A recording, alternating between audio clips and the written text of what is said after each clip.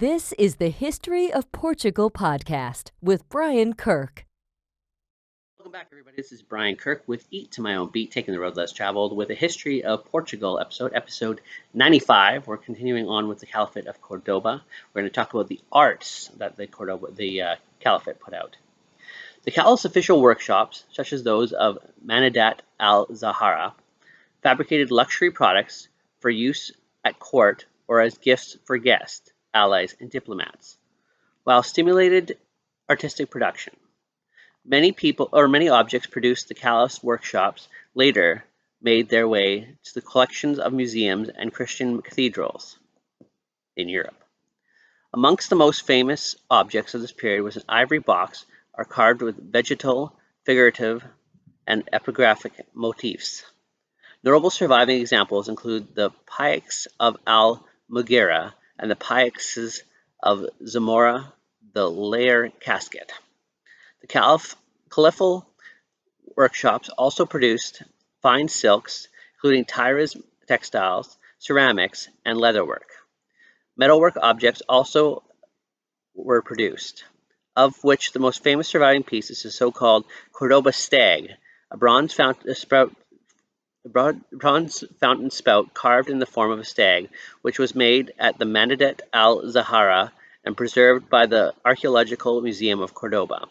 Two other bronze examples of the similar craftsmanship, shaped but like deers, are kept at the National Agricultural Museum in Madrid and the Islamic Art Museum in Doha.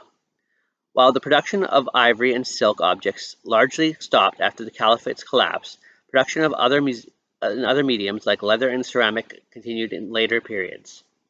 Marble was also carved for decorative elements in some buildings, such as the wall paneling and window grills.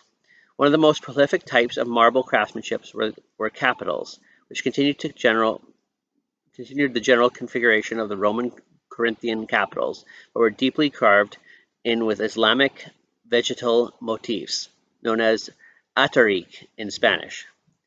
In a distinctive style associated with the Caliph period, these capitals later became prized spolia and can be found in later buildings across the region built under Almoravids and Almohads.